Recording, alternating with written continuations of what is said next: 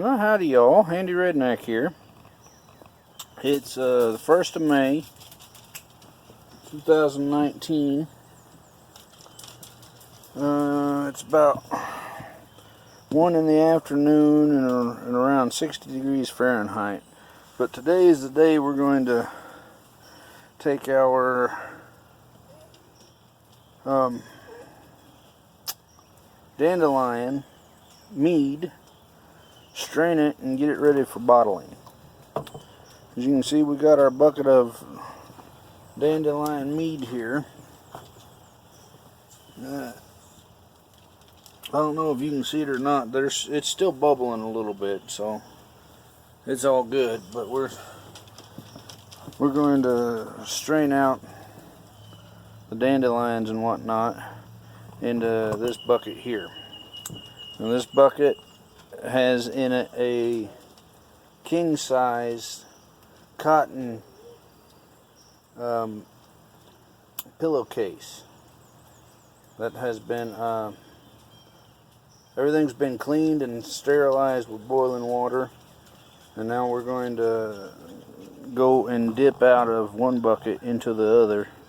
We're going to start by dipping because I don't know if I can pour it that well. And we're going to try to get everything except the liquid out of our brew.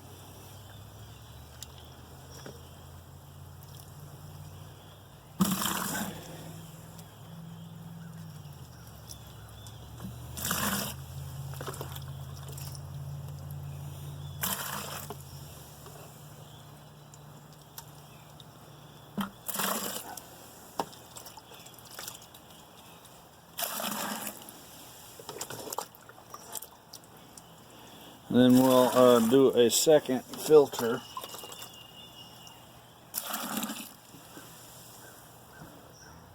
through again.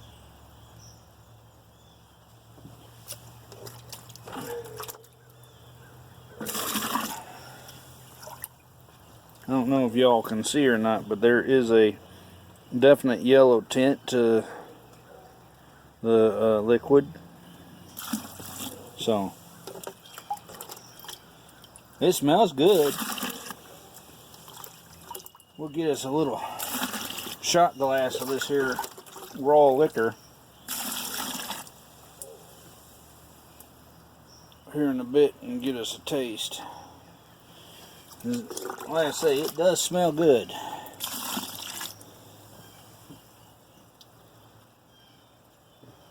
Alright, I think I can lift the bucket now. Let me get rid of my scoop.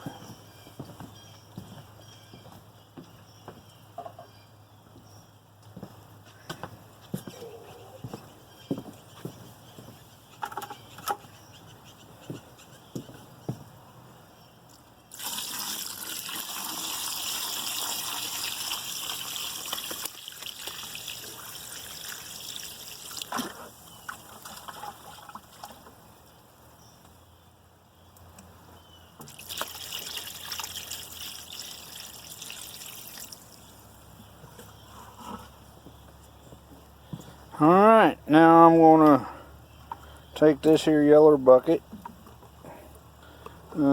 clean it out, get it sterilized, then we'll go back into the yellow bucket. Okay, so we now have the second bucket sterilized and another king-sized cotton pillowcase in it. We'll pull this one ever so gently up out of the bucket here.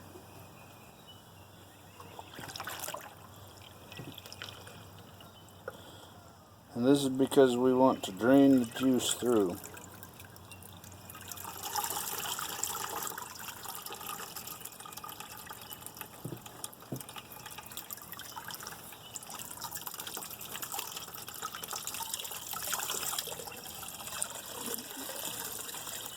Try to get it into that one corner.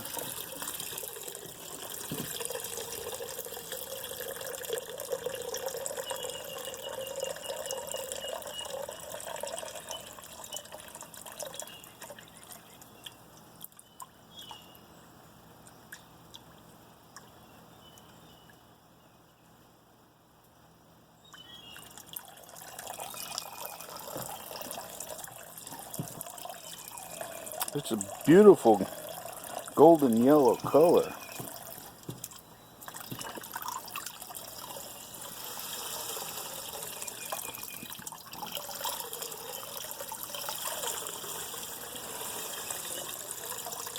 Go ahead and give this a little bit of a squeeze, speed it up a little.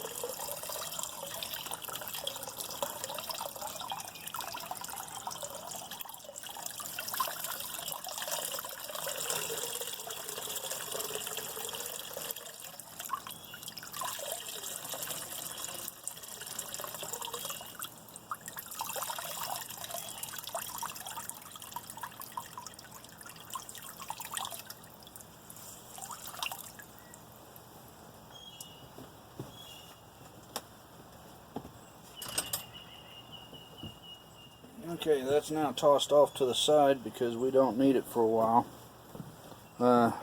We ain't going to touch that again until we get rid of the dandelions in it and get it cleaned up. So now we go pour the one bucket back into the second, and at this point this is a step that doesn't need to be done, but I like doing it just in case, you know.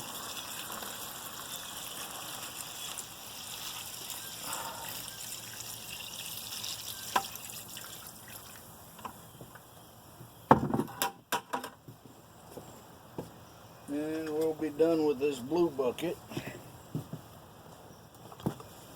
So all of the stuff we're done with, we'll toss into this blue bucket for later.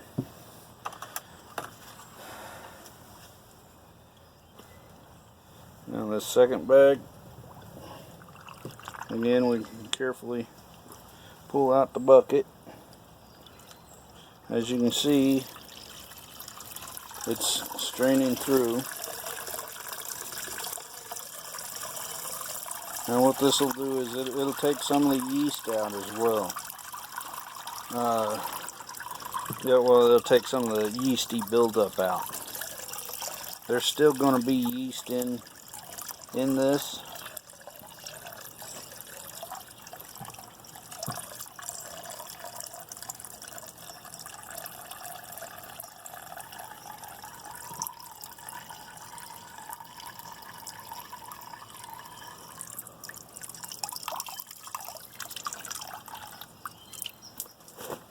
We'll get rid of that. Alright, when I come back we'll do some bottling. Well, okay, now we're going to do some bottling. I got two sizes of bottles. I'm going to do 2 or 3 of them here right quick so you can see. We got the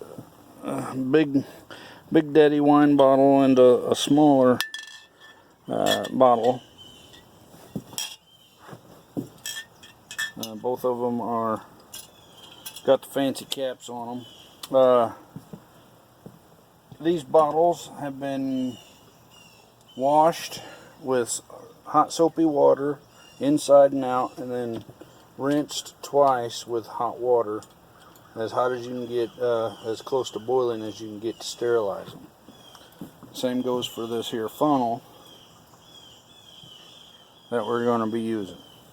Now all we're going to do is we're going to dip and pour.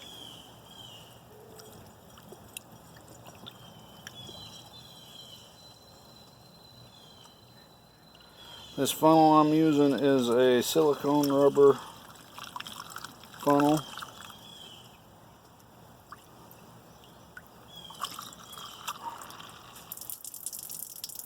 Ooh, overfilled that one.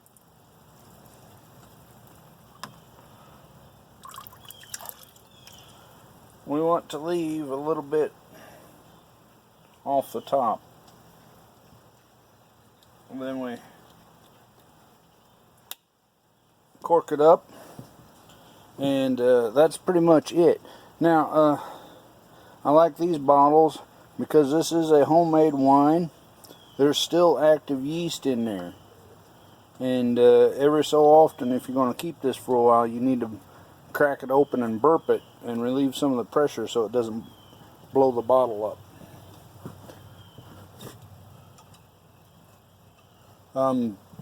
What it will do as well though is it'll put a little carbonation in it and make it a fizzy drink, so sort of like a beer. Now we'll do a couple of these big bottles. These big bottles are I used them once before with this and did peach wine, and I only got a couple of bottles back from friends who drank the peach wine and really liked it.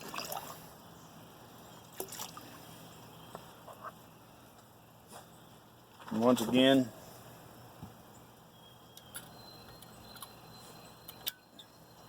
leave a little space at the top of the bottle, and it's done. We'll do this one last bottle on camera.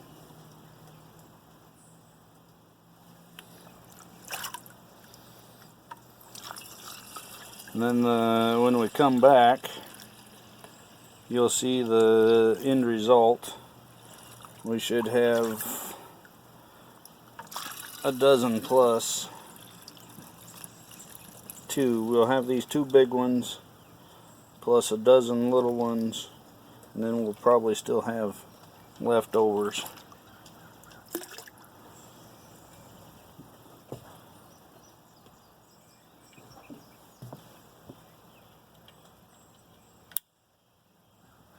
There we go.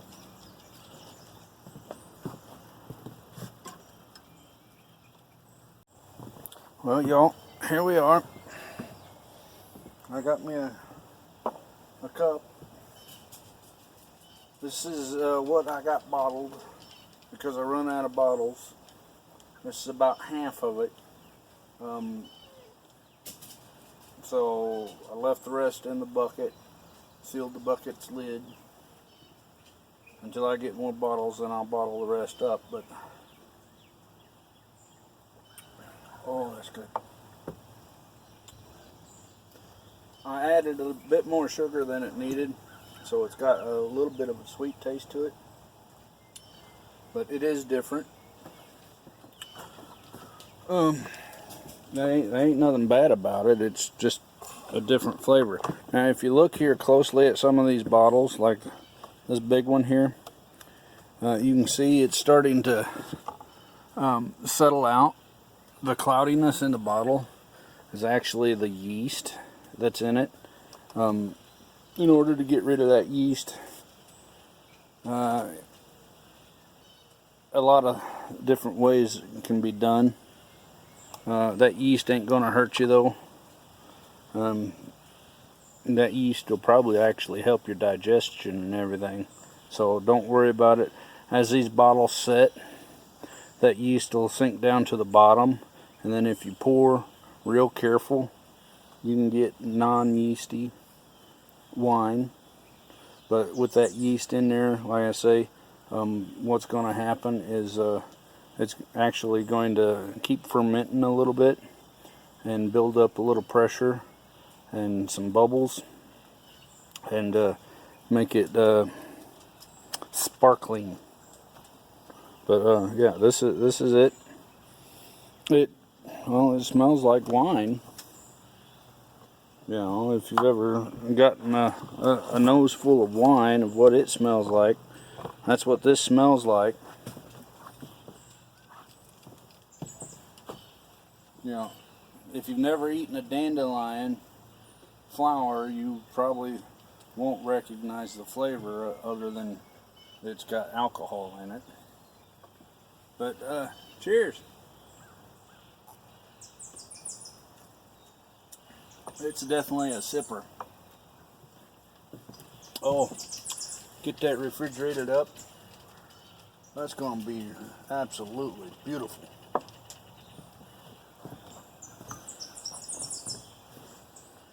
Anyway, I'll talk at y'all later. Handy Redneck out.